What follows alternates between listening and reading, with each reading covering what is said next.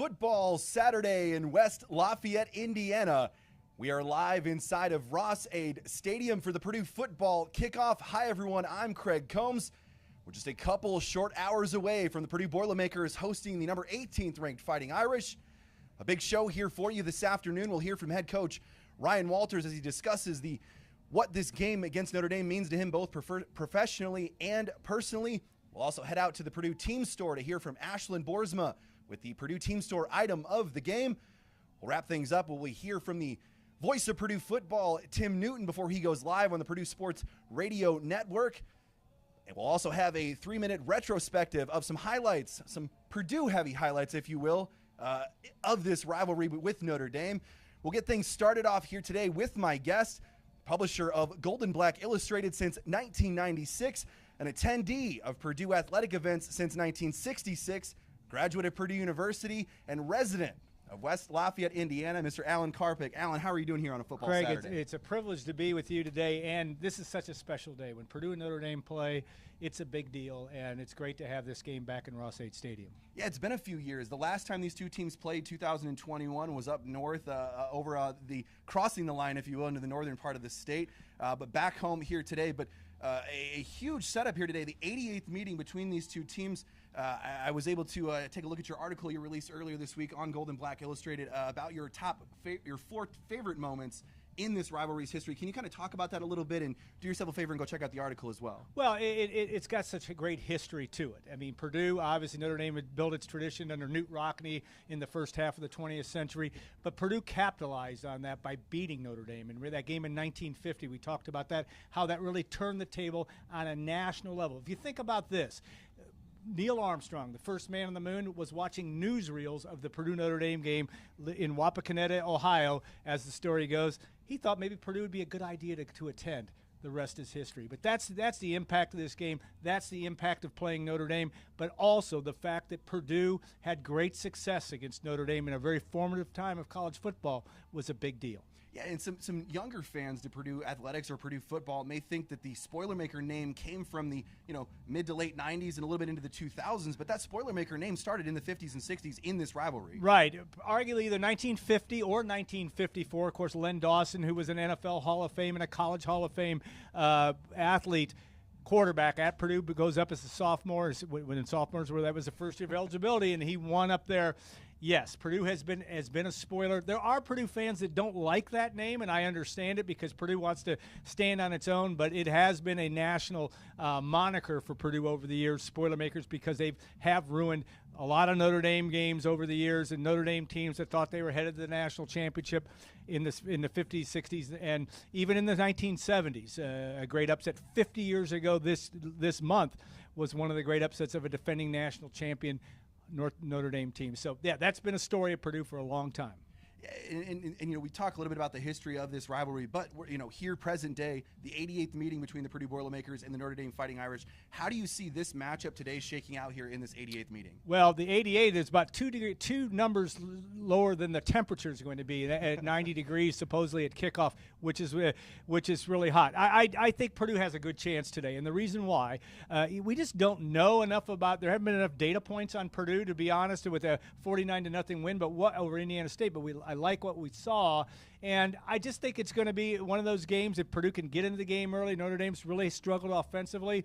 It just depends a little bit on this heat, and it always depends on execution. Notre Dame is very good defensively. Purdue's going to have to find a way to score. Purdue showed 2 weeks ago it was good defensively. It needs to be that way again to have a chance. The 9-point spread or whatever it is, I'm not a bettor, so I'm not offering any lines here, but I like Purdue to make this a 4-quarter game, and I think that's what's going to make it for an electric environment. That, too, will be a big factor in the fact that this will be a home field. There are a lot of Notre Dame fans here, but there are a lot of Purdue fans, too. There definitely will be a lot of gold and black out there in Ross-Ade here this afternoon. And speaking of that, here in year 2 of Ryan Walters, and again, we're early in this year 2, but what you have seen thus far and what we're going to see here the rest of the year, what do you feel about the job that Ryan Walters has done here in year 2? Well, I like the fact that on Monday at a press conference he said this is a show-me game. I'm paraphrasing a little bit, but I like the fact that he's willing to take it on. And the thing about Ryan, he's done a very good job in recruiting. He's a great personality, and he might be at the ripe old age of 38, the perfect age to deal with what is going on in college sports these days, all the change, all the things that you have to deal with now as a head coach that you didn't have to deal with. I'm talking about having to raise money to have student athletes play on your team. Now, some of that's going to change down the road, but I do like the fact that he's young, he's aggressive, and I do think today is a game that gives him a chance to, not a total referendum, but it'll tell you a little bit about how good Purdue did, how well Purdue did in the transfer portal. I think some of those guys that all these new faces have a chance to shine, and they're eager to play a team like Notre Dame on a national stage. Well, I mean, and you mentioned this being a show-me game, and it really is, because, I mean, you look historically, at least the last 25 years, Joe Tiller had his show-me game in '97. You know, Jeff Brom had his show-me game here against Ohio State in 2018. And so this is a great opportunity. Again, it's not going to win it all for you, but it's a great opportunity here for Ryan Walters to to show this is what he's going to continue doing at Purdue here for a couple years to come. Yeah, any coach wants to get traction early on, and I think that's the thing. He has gotten, I think, that in the recruiting trail, in the transfer portal world, he's done a good job at that. But now you want to prove it to your fans. I think the fact that you had the biggest season opening crowd since 2005 against Indiana State, the fans are definitely with him, want him to do well, and now you want to go out and do it on the field. It is a very difficult environment in the Big Ten these days, the Big 18. That will not make any life easy for any coach, including Ryan Walters. But I like the fact that he's not backing down to anything, and I don't think his team will today either. All right, so last two questions. Who's more motivated today, a Notre Dame team off of a loss to Northern Illinois, or the Boilers off of a bye week? Well, I think you have to, if you're a Purdue fan, you have to just assume it's Purdue. But certainly Notre Dame has a lot on the line, because their chance at the college football playoff, in theory, Purdue's still in the running for the college football playoff. Why does nobody talk about that? But in all seriousness, they need to avoid a second loss. Their backs are against the wall. But Purdue, I really believe Ryan Walters. I like the fact again that he said he circled this game back and has been honest about it. This is a huge game for Purdue, and this is a game that can turn your program around and get instant credibility and an ability that not only the fan base but the rest of the country wakes up and says, this is a program that's doing good things. You win today if you're Ryan Walters, and I think that has a great chance of happening. Well, you heard it here first. It's documented if Purdue starts to make a playoff run. You heard it here first. I may have been the first to say Allan that. Karpick I don't know. Tim Newton might be the second, here. but no, it is. It's going to be a lot of fun, and this is the great environment for college football. You get this in a warm day, but what a crowd we're going to have today in Ross-Ade Stadium. So last question, put you on the spot. Give me a score. What's your prediction for today's game? Well, and I'm not a hot take guy by any stretch, but I have been saying for the last month, I said, if of the four most challenging games that Purdue has, and that's Oregon, Penn State, Ohio State, at least on paper, I like Purdue's chances the best in this game. I did pick Purdue to win. I've tried not to be a homer or too much of a homer, but I do think the Boilermakers have a chance. Things will have to go well. You're going to have to execute. When you think about Hudson Card being 24 for 25, you're going to have to pass and catch well, avoid penalties, do things well. But to beat Notre Dame at almost any time, you have to do that. But I like Purdue's chances. I think it's an environment ripe for what would be a pretty good size up, but not a one that insurmountable by any stretch. So we have one for the Boilers here. That'll be all for Allan here today. Thank you for joining us again here on the pregame show. We're going to send it out now to the Purdue team store, Ashlyn Boersma, with our Purdue team store item of the game.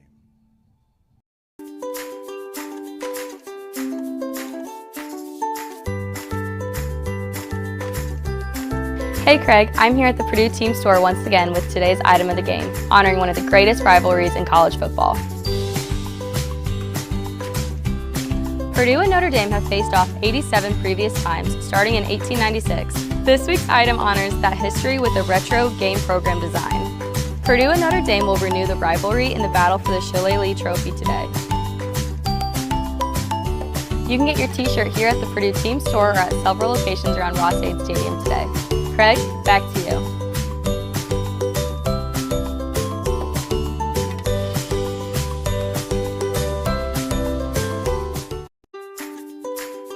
Inside Ross-Ade Stadium for the Purdue football kickoff. We're going to send you now to an interview we had with head coach Ryan Walters earlier in this week. He discussed what this matchup against the Notre Dame Fighting Irish means to him, both personally and professionally. Err on the side of thinking they're going to be an angry football team. Anytime you our top 5 in the country and lose the home opener, that's going to leave a bad taste in your mouth. I know Coach Freeman will have those guys fired up and ready to play. So we're fully anticipating getting their best shot. Yeah, I'm a football fan. You know what I mean? You talk about Notre Dame. Obviously my dad played at Colorado in the late '80s, early '90s. So Notre Dame was like their arch nemesis in the national championship game. So I remember like the Rocket Ismail days and all the great players that have come through there. And so to be able to host a ranked Notre Dame team at home in Ross-Ade in front of the best and loyal fans out there, like it's a special moment. I'm excited for it. I know our guys are excited for it. So it'll be fun to go out there and compete. Right. Joining us now on the kickoff is the voice of Purdue football, Tim Newton. Tim, how are you doing here this afternoon? Ready for a big game against Notre Dame. Perfect weather and a sold-out stadium. What more can you ask for? A win, hopefully. But well, okay, I would take that, sure. But looking at today's matchup, the 88th with these two teams, what are you looking for here today in this 88th matchup? Well, I think if you're looking at Notre Dame's offense, they've had a hard time throwing the ball down the field. They haven't completed a pass of more than 20 yards all season. That means they're going to try and establish the running game against Purdue. So the Boilermakers will have, if they can contain the running game and make Riley Leonard one-dimensional having to throw the football, I think that'll be a big factor. On the offensive side, great secondary for the Irish. I mean, they're probably one of the best secondaries, if not the best that Purdue will face all year. But in 2 games, Notre Dame's only had 1 quarterback sack. If Hudson Card gets time today, he's going to have a big day because he's got a lot of different weapons, and I don't care how good the secondary is, they can't stay with guys 4 and 5 seconds if he has the time to throw. And these are the guys that don't get talked about very often, but the offensive line for Purdue, a veteran offensive line, and do you think that'll play a huge factor today with, defensively the Irish have been stout against the Boilermakers, but the Boilermakers have a veteran offensive line for the first time in recent memory. And they get reinforced today because Corey Stewart, who missed the last game against Indiana State with an injury, is back, and he should start at left tackle today. He was an all-first-team Mid-American Conference selection at Ball State, and I think he'll just add more and more depth to that offensive line. It's going to be a warm day today, so it'll be interesting to see on both lines how much shuffling is done because you're going to have a hard time playing every snap in these conditions. Well, and also, the matchup here, these teams don't play very often. They used to play every single year. They haven't played every year since 2014. So, I mean, this is restarting this rivalry or restarting this matchup today. Do you see Purdue having a little bit of the edge with the veteran offensive line, with the defense, or do you think it's the Irish business as usual? Well, the question was asked before, who has more motivation in this game? I think both teams are pretty motivated. Obviously, Notre Dame coming off an embarrassing home loss to Northern Illinois. But Purdue's been sitting in this stew all summer about they're supposed to be 18th in the Big Ten, and they're not going to have a chance against some of these teams coming in. And I can tell you, talking to Ryan Walters and talking to players earlier this week, that has really settled in and has really gotten under their skin. So I think that they will be plenty motivated today, and I give the Boilermakers a great chance. I think getting off to a good start and getting the crowd involved. We know the crowd will be loud at the opening kickoff. The key is, can you keep them that way for 4 quarters, and getting off to a fast start would help. We will definitely see if the Boilers get off to a fast start today. I want to thank Tim for joining us here in the kickoff, and that will do it for this week inside the kickoff. I want to thank our guests for joining us this week, Alan Karpick from Gold and Black Illustrated, Mr. Tim Newton, and head coach Ryan Walters, also Ashlyn Boersma with the Purdue Team Store item of the day. We'll see you back here in the kickoff in 2 weeks for homecoming as the Boilermakers host the Nebraska Cornhuskers. You can check out next week Boiler Center on the Purdue Sports social medias. You can check that out next week. We'll have hopefully some highlights from today's victory between the Boilermakers and the Irish, but that'll do it for this week. I'm Craig Combs, and as always, Boiler up, hammer down, hail Purdue.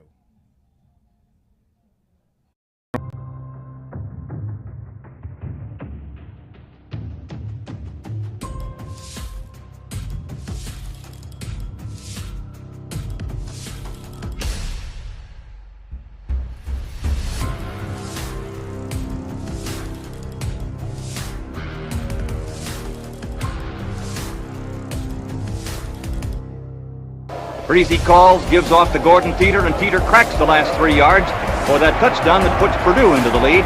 This hard-earned 25-21 win over the South Bend Irish was Coach Jack Mollenkoff's 7th win in 10 tries against Notre Dame.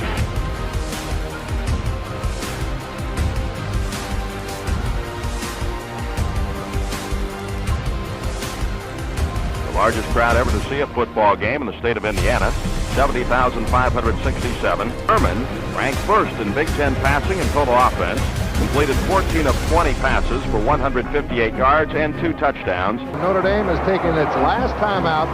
It's 3rd down. Mark Herman will just take the snap, ball down. On 3rd down, Notre Dame is unable to stop the clock now from a 20-7 deficit. Beat Notre Dame. There it goes. It's out. The final score. We're to throw. He fires. Intercepted. Kevin Sumlin on a nice play. The blitz. Johnson does not get to him. The pass going into the end zone. Price makes the catch. Touchdown. Purdue has started the 1984 football season with one of the biggest upsets for Purdue in recent memory. Overload the left. They want to go back to the right. Can Breeze make it? Dives! The corner got it! Drew Brees!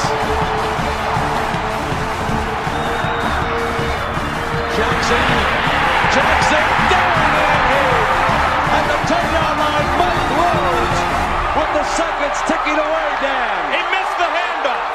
Unbelievable. Jackson missed the handoff. And 2 weeks in a row, they're not going to get the last play off. Pandemonium again in West Lafayette. And they're showing blitz again. They back out of the blitz. Toss it downfield. Caught by Stubblefield.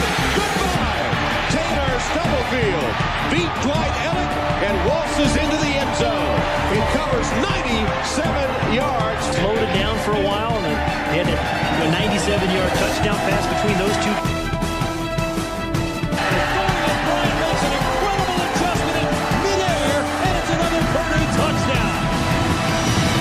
Curtis Painter put this football in a position for Dorian Bryant, and only Dorian Bryant was going to come up with this reception.